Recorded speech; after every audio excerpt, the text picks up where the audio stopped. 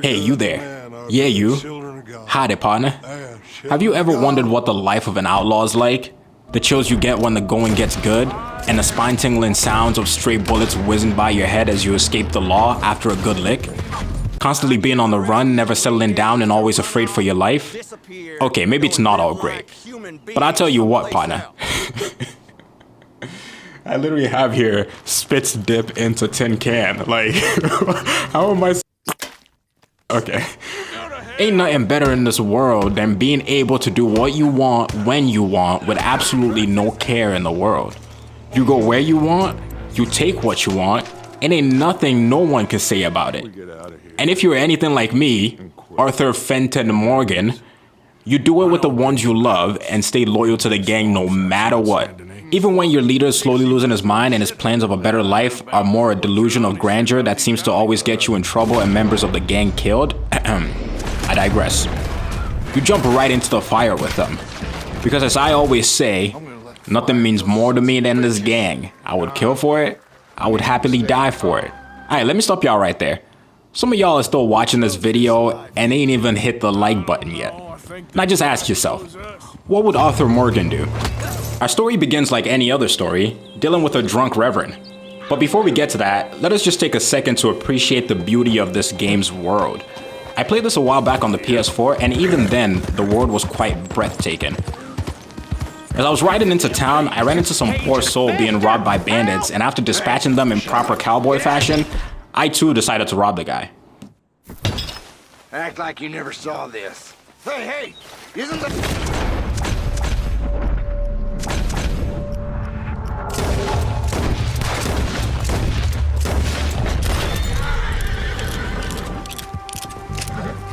Although, it's not robbing if it's already been robbed, and I honestly don't see anything wrong with that logic at all. Hey look, the stage company's gonna write this off as a robbery anyway. If you can get in that lockbox, you can take what you want from it. But ain't stealing if it's already stolen. Got that right. What really makes this game amazing though are the little things, the little details that most people don't even notice. Like right here when Arthur throws one of the bandits over his shoulder and that part of his shirt remains wet with blood. Ugh, it's the attention to small details like that just gets me hard. I arrived at the station and hitched my horse and it immediately started an uncontrollable diarrhea poop that I'm sure no one will step in later. Then I went in to look for the Reverend.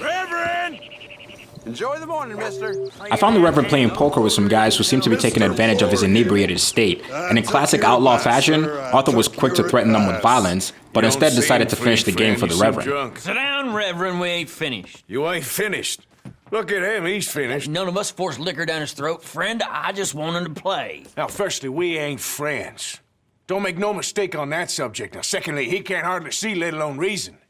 Now, reasoning ain't never been one of my strong points neither, but seeing I do just fine. You want to step outside or deal with business here? I just want him to finish the game. Why can't we all just get along? After getting my ass handed to me as I was much better at killing than counting, I'll call. There. Pile of crap. oh wait, no, I actually won. Yeah, that was no doubt a lucky hand, and I was probably just guessing. Come to me. Come on, Rip. Before I knew it though, the Reverend had disappeared again. Who? The Reverend, where it... Say a word.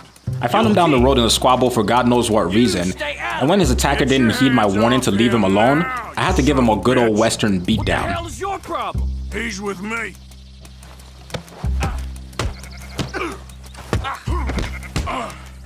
Now I'm not gonna lie, I was still getting used to the fighting style in this game, so this man got a couple good hits in on me. You bastard! But I kept calm, trusted my training, and once I had him in a chokehold, it was pretty much game over. Oh my God, killed him. I'm gonna get the law on you. Some other fool apparently saw me KO this man and immediately turned into a snitch. And while I was chasing him down to convince him otherwise, I wasn't watching where I was running, and my boy Arthur caught some air. Once I finally caught up to him, I threatened him with violence as usual, and he changed his mind real quick. Don't hurt me. You tell anyone what you saw back there? You're a dead man. You understand me? Yep. I won't tell a soul. I promise. Then I spotted the Reverend stumbling across the train tracks above, and since I was now his appointed babysitter, I had to go get him. Of course, as soon as I got there, his foot got stuck in the tracks, and as if it were scripted, a train started barreling down said tracks. I wonder where I've seen this one before. Oh right, every single movie, show, or game with train tracks in it. And drunks. In typical cliche fashion, I got him out of the way just at the very last second before the train passed.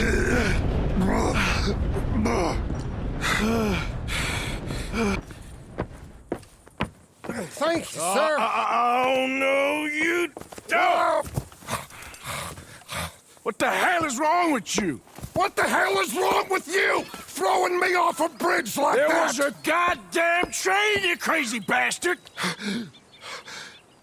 Have I been bad again, Mr. Morgan? I'm sorry.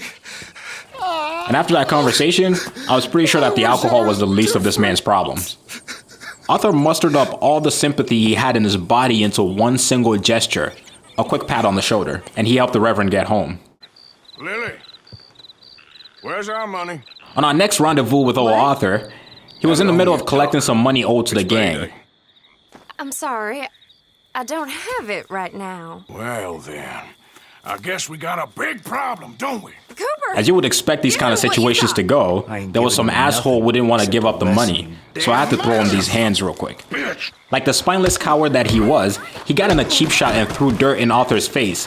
But this was no longer my first rodeo, and I was much better at fighting at this point, so I gave him a beatdown that his grandkids will surely hear about.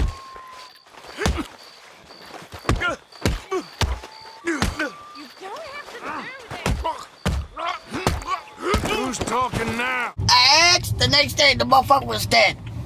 All right. He has all my money. I gave it all to him. Just take everything that you find on him and let's be done with this, please. Once he was down, I looted him for the debt money, and sure enough, some random fool thought I was stealing the money from him, and he too turned snitch. Hey, you know what I'd do to thieves? Law hear about this. This time around, once I caught up to him, I lassoed and hogtied his ass up. Help! All right, I won't say a thing. No one believed me anyway. And just for the trouble he caused me, I showed him what actual stealing looks like. After a quick rest at a campfire, I set out. I met up with Charles, Javier, and Hosea from the gang to scope out a nearby town where Sean was being held prisoner. This rescue mission had to happen ASAP as he was about to be moved to a federal prison soon. Where's Trelawny? Who knows? Just keep your eyes open. Where's that little Irish bastard? I'm not quite sure. Trelawny's off trying to find out. Anyone been in the Blackwater, see how things lie? Place is crawling with Pinkertons, bounty hunters, pictures of Dutch and Hosea. Well, he got a lot of money sitting in that town. And that's where it's gonna remain for now. Why haven't they hanged Sean, I wonder? I think he's bait. Well, they want to trial him publicly. Gentlemen, Sean is being moved up the upper Montana, then to a federal prison out west. Damn. Well, we can't be rescuing people from some federal prison. We either rescue him now or cut him loose. We're not cutting anyone loose. Of course not. Ike Skelding's boys are moving him to a camp nearby before handing him over to the government. So, I guess we need to stop them before they get to camp. We devised a plan to ambush the transport as that was likely our best chance to rescue Sean. So we tracked down the boat that was transporting him and followed closely. If they can, we're just three fellas out on the trail. Act natural. We'll be fine. That looks like Sean to me. Certainly kicking up enough of a fuss. Once we reached the camp where the boat was docked, we scoped out some more, then started to move in real stealthy-like.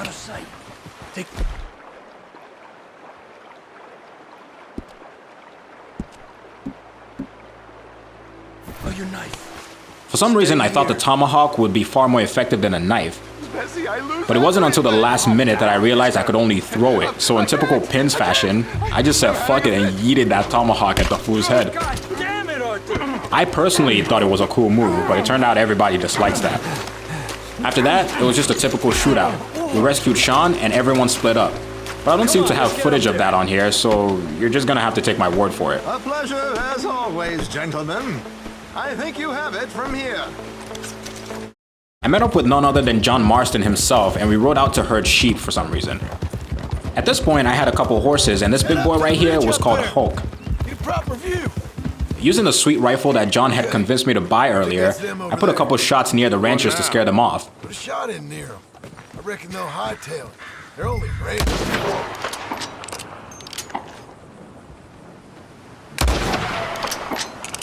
Yep, that spooked them all right. And we got to herding. Get these things.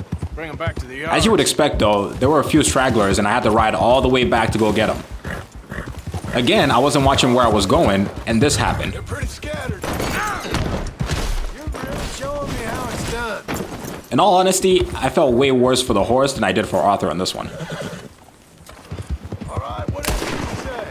I'm done arguing. Quickest route back to Valentine is right around that mountain. Finally, we got them all into town and sold them for a quick buck. You'll get your money. Hulk was still pretty pissed that I rode him straight into a giant rock, so I had to apologize real quick. Ah, sorry, boy. Thanks for all the help with this. Can't herd, can't swim. Give it a rest, will you? We ain't kids no more. After giving John a little shit, we met up with Dutch at the salon. Gentlemen. Dutch, Leopold. Where have you been? Working. Marston's thing.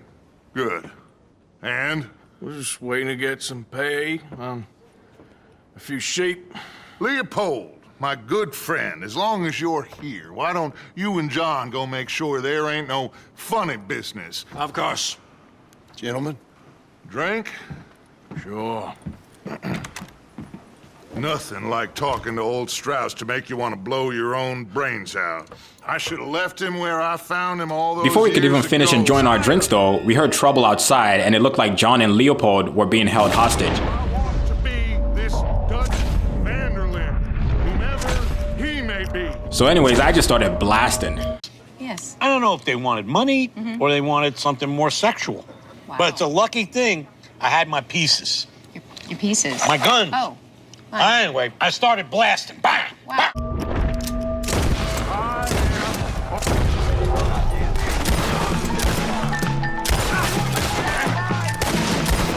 Before we knew it, the whole place was swarming with Pinkerton and it turned into a massive shootout real quick. That's how you want to do it? Let's move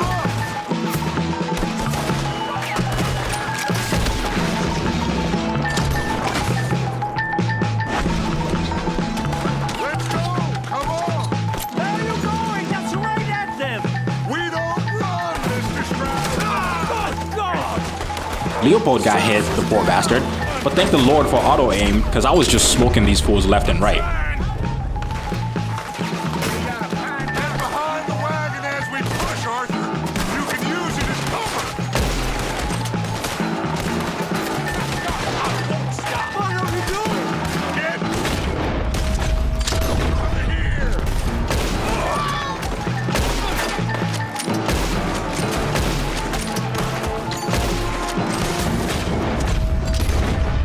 I'm right here, you sons of bitches. Shut up and kill these bastards.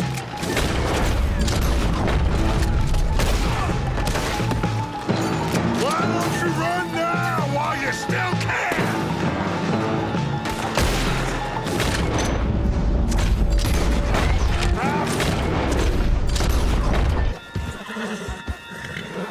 You make sure nobody's following us. We'll get back to camp.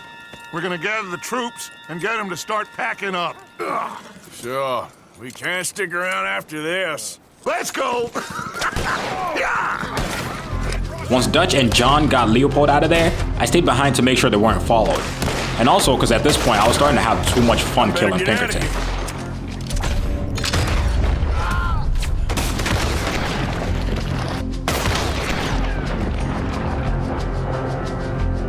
But more kept coming, so eventually I had to ride out of there as fast as possible while dodging bullets from behind. A bit later, I rode out with Lenny to check out a plantation house in Lemoyne. It's a rundown. Arthur started going on about some plan to strategize a little bit, but I knew deep down we were going in guns a-blazing for sure. Be cautious. We're gonna want to strategize a little before getting shot at. Of course. We spotted a wagon that looked like it was carrying explosives, and we decided to follow it closely to find out where it was headed. Worth a follow, at least. They arrived at the plantation house, which looked like it was heavily guarded, but that wasn't going to deter old Arthur. We can leave our mounts up there, off the trail. Good enough to me. You got something, right? Oh, we got something. We can hit them head on, fight them honest. Or you could go down there acting friendly. Friendly? With these folks? Just draw them into one spot, then I'll start shooting. Arthur actually had a decent plan to send Lenny in as a distraction to draw the enemy close together.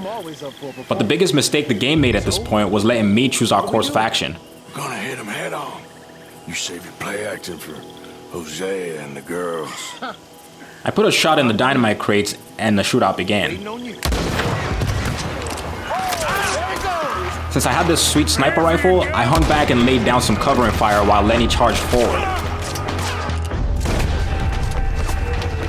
This fool must have thought he was Employee of the Month or something though, as he came out of nowhere and tackled Lenny to the ground. But before he could even blink, I put one in his back. Another idiot came running at me as well, and he found out real quick. See, as you can see, the more you fuck around, the more you're gonna find out.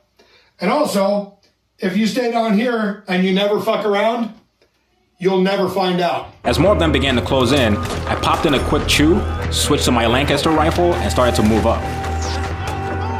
In perhaps the smartest move any of them made, one of them, who I can only assume was called Dale, went for the Gatling gun and started spraying. He got me with a few hits as I ran for cover, so I ate an entire steak, switched to my sniper rifle, and took him out with one clean shot to the face. I took down a few more fellas, and to make sure no one else tried the same move as old Dale, I shot down the dynamite that was conveniently placed beside the Gatling gun. Quick! They might be on the way. Lenny stressed the urgency of the situation, as others in the area might have heard all that ruckus, but being the person that I am in a game with looting mechanisms, it would be a crime to let all of these fine corpses go unrobbed. You got anything? Not yet. We're pushing it, Morgan. This one looks good. Search it. What you getting down for?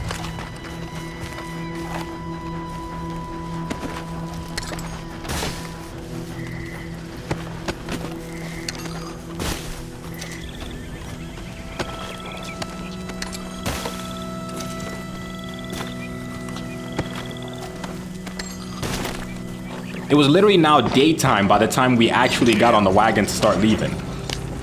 On our way out, we ran into some more totally not racist gentlemen. Black feller doing coming out of Shady Belle in one of our wagons. These were also part of the raiders, so they recognized the wagon and were getting real suspicious. We was doing some business with your brothers back there. You don't look like any kind of folk we deal with. I tried to defuse the situation, as any expert fighter will tell you the best way to win a fight is not fighting at all. But these guys were not convinced at all, so I already knew there was only one way this would go down. I preemptively tried to pull out both my pistols to give him the old Arthur Morgan 1-2, but my dumbass somehow switched focus to Lenny, and instead of aiming his guns, Arthur just stared at them real hard.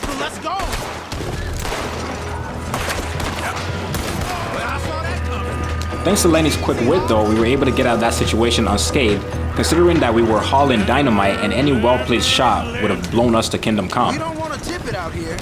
Hey, I always enjoy riding with you, kid. You know how to fight. Hey, you too. Anytime, Arthur. Back at the camp, I spoke to Dutch about our next move. What now, you sweating yet, Dutch? Of course I'm sweating. We're in some disease-ridden, swampy, Dixie-whistling shithole. I meant about what Trelawny said about these bounty hunters. Well, not sweating as such, but maybe a little gentle perspiration. Until we know more, ain't too much harm in wasting good liquor on sweating. So? So, I think you should pay Mr. Trelawny a visit and find out exactly what he knows and who he spoke to.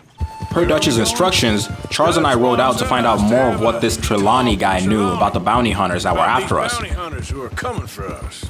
Hoping he can tell us who they are or where they're coming from. I was riding my new favorite horse at the time, Ghost, and forgetting how fast she was, I quickly left Charles in the dirt. Arthur, you need to stay with me. You were saying before you disappeared on me? He started to give me a little bit of lip, but it wasn't my fault his horse was a slowpoke. Okay. And you're deputies now. We got to the guy's house and it looked like someone had gotten to him first. So it was time for Arthur Holmes over here to put his detective skills to work. By the looks of things, it wasn't a social call. Bed's not made, so he must have been here recently. This food's barely touched. Looks like he left in a hurry. I think the tracks lead this way. The clues led us to some random fellas in a tent nearby. Excuse me. Yeah. Have you seen him?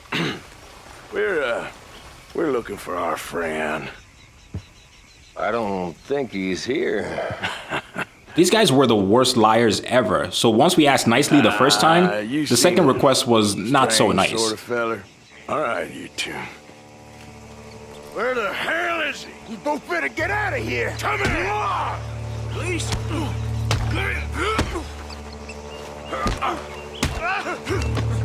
I made quick work of the guy on the right, but the other guy and Charles just seemed to stand there and watched. I turned around thinking we were about to negotiate again when Charles delivered a sliding punch from almost 6 feet away and took him down. You stay there. Where is Trelawny? I don't know anything. Tell me where he is. You go to hell. You better tell me now, you son I slapped him around a bit until he gave us Trelawney's location. For Christ's sake. They took him to a cabin over by the cornfields. But he was not so fortunate and still got a beat down for wasting Arthur's time. You cracked his head. Flash forward a few, and Micah and I were in the middle of a shootout with the Gregs. That's assuming we even get out of it. Of course we're getting out of it. This is you and me, Morgan. We always get the job done. Dumber than a... Not sure what that guy thought would happen. I'll kill this whole town if I have to. Once they had had enough, they started hightailing it, while Micah and I went out to look for Bill. Sheriff Gray. Last chance. Die in there cowering like a dog.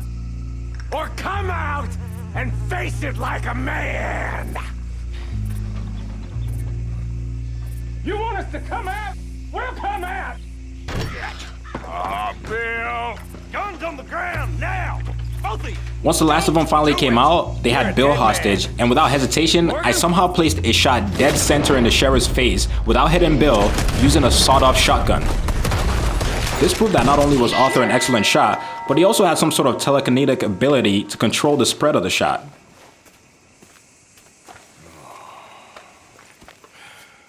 He was a good kid. Once that was taken care of, Arthur reasonably asked Micah to stay away from him for a while, as his devious ways were starting to become extremely questionable. I've ridden with you boys close on what, 6 months now? And all you ever done was complain. You can fight, but you can't think. You can't do either. Okay, cowpoke. Bill, take the boy's body. Bury him proper someplace, quiet. Micah, best you and I don't speak for a moment. I'm just so frightened by you. Get out of my sight, pair of fools.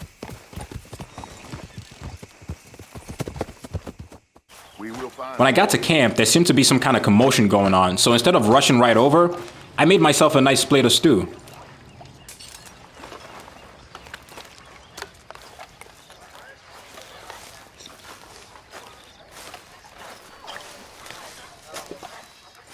Arthur, have you seen that boy? It turned out Jack, John and Abigail Marston's son, was missing, and the Braithwaites had taken him. Where's my son? They took him, didn't they? They took my son. Who took him? We think the Braithwaite woman took him. I will get that So damn boy near back, the so entire help me gang God. rode out to go Right get him now. back. We underestimated them. No, they underestimated us. Nobody makes a move. I knew exactly what was about to go down, so I started getting my guns ready. Come on, let's get this done. John, you sure you're okay? Like I said, I'm fine. We arrived at the Braithwaite mansion and approached the house in what was perhaps the most epic build-up scene I have ever seen in any game. I don't think so. There they are. Who steals a goddamn boy? I'm gonna let fly at those sons of bitches! John, I need you to stay calm.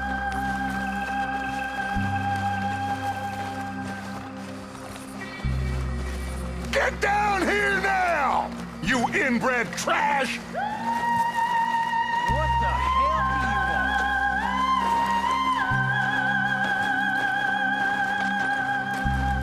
you want? Easy, John. We've come for the boy. Whatever complaint you have with us, alleged or otherwise, that is a young boy. That is not the way you do things. Hand him over. Get the hell off our land!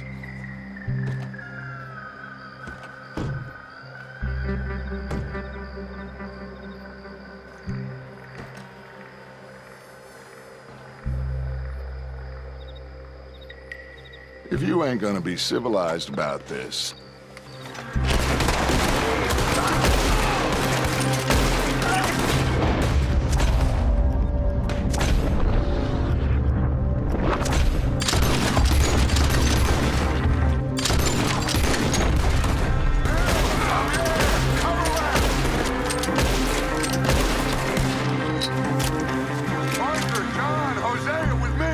Once the front of the house was cleared, we moved on inside.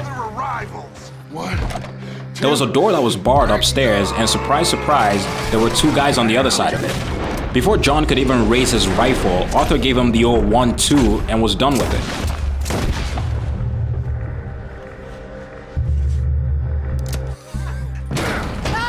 Finally, we found Mrs. Braithwaite herself.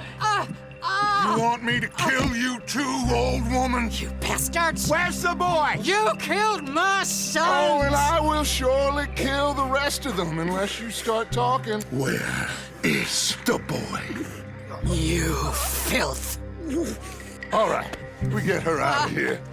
What about down? And after killing the rest of her sons, burning the house to the ground, and almost shooting John by accident,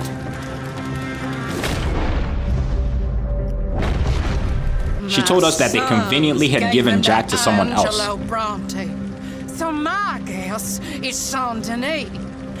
Either there or on my boat to Italy. Let's go! Arthur, come on! What are we doing with her? Leave her. I told you she was crazy. So we left her to her misery and set off to find the boy.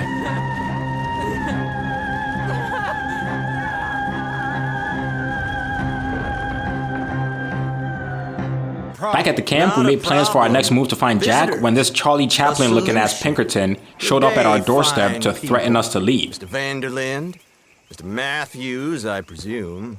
And who are you? Rip Van Winkle. Huh. Good day, sir. Agent Milton, Pinkerton Detective Agency. Agent Ross. Ah, Mr. Morgan, nice to see you again. And to what do we owe the pleasure, Agent Moron? You ain't much of anything more than a killer, Mr. Vanderlind. But I came to make a deal. It's time. You come with me, and I give the rest of you 3 days to run off, disappear, and go and live like human beings someplace else. I don't want to kill all these folk, Dutch. Just you. In that case, it'd be my honor to join you. Excuse me, friends. I have an appointment to keep with...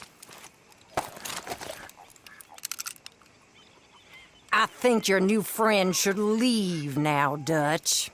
You're making a big mistake. All of you. Yeah, dreadful. We have got something. Something to live and die for. How awful for us. Mr. Milton, stop following us. We'll be gone soon. I'm afraid I can't. And when I return, I'll be with 50 men. All of you will die. Run away from this place, you fools! Run! Come on. Get your damn hands off of me, boy. After charismatically declining his order, we decided to move camp before he returned. And quick. So, John and I went to scout out a new camp near Saint Denis. I don't know. I think this life chose us. You sure this place is empty? This was the same place that Lenny and I had come earlier to steal some guns and dynamite from the Lemoyne Let's Raiders. leave the horses here and take a look. But it looked like we weren't as thorough as we thought the last time we were here, and there were still a couple stragglers hanging around. Still some here. I can see that. We took out the boys out front, and I went in to sweep the inside for any others. You keep watch out here. Any more of you upstairs? I'm coming for you. You hear me? We'll find out who put you up. Upstairs, this fool came running out of the bedroom and got me with a shot. But unfortunately for him, I had a double-barrel shotgun aimed directly at his face at less than a few inches away, and this was the result of that. Once things settled down after we secured a new camp and had gotten Jack back, I headed into the big city of Saint-Denis, where I wandered into a magic show. And cheat! Death! As if it were nothing. What is he doing?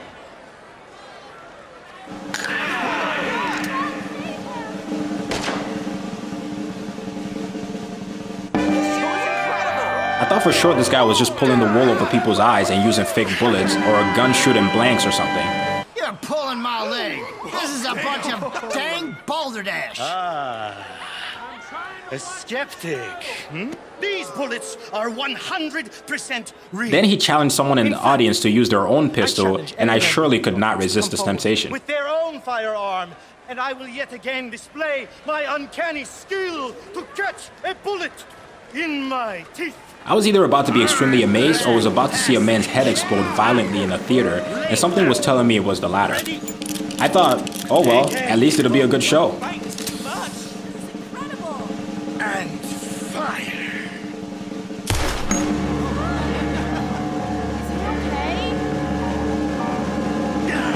But alas, this man was not capping at all, and Arthur was truly impressed. Ladies and gentlemen, death is just an illusion after all.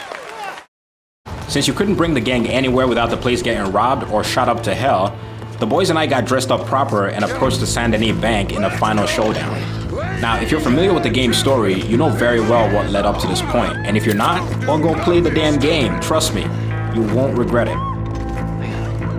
In typical bank robbery fashion, we wore stylish masks and used the first letter of our names, except for Dutch, who for some reason kept calling me by my full first name. First, we put everyone in a locked room and had the bank manager open the safe. But this fool was taking far too long and was clearly stalling, so I had to gum butt his ass to coax him to move a bit faster.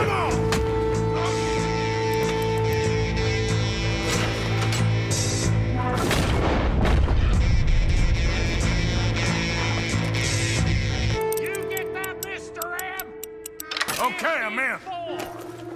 I got into the safe and grabbed all the bonds that I could find, and also in typical bank robbery fashion, the cops somehow knew exactly what was going to happen and were waiting for us outside already. Let's go. Needless to say, yet another shootout began and things got ugly fast. It's over! Shit! Abigail! Dutch! Get out here! Get out here now! Someone must have squealed. Never should have gone after Bronte, Dutch. Come on, Milton! It's over. No more bargains, no more deals. Mr. Milton, this is America. You can always cut a deal. I've given you enough chances. God damn it! Kill those I was taking fools out left and right and even caught this man lacking as he was jumping off of his horse.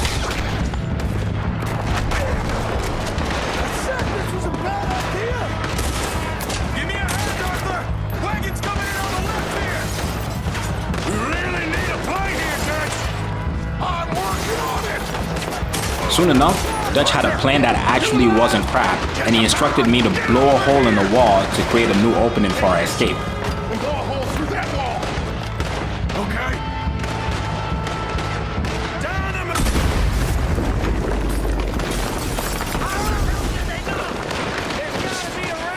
We took a ladder up to the roof of the next building, where like Obi-Wan Kenobi, I had the high ground, and from here, I was taking out as many Pinkerton as possible with ease.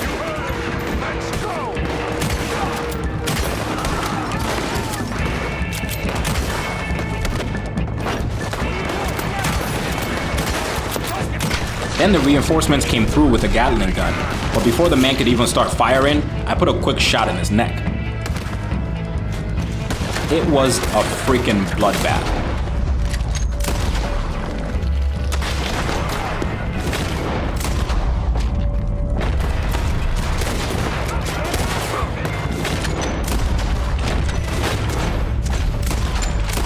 Some of us got away, Arthur included, and we decided to spread out and lay low for a while. We catch up with Arthur for the last time as he is getting his equipment ready at a campfire. It seemed like the bounty hunters were still on his trail though, literally flocking like sheep to his last known location. So, with his sniper rifle in hand, fed up with the way things have turned out so far, he picked them off one by one.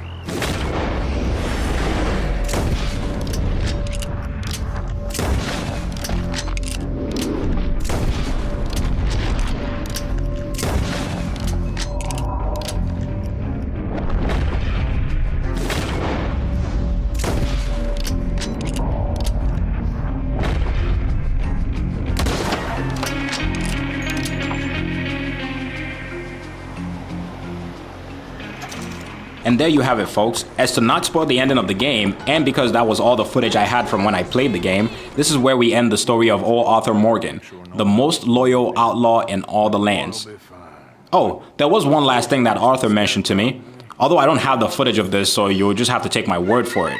He simply said, like and subscribe. I swear that's how he said it.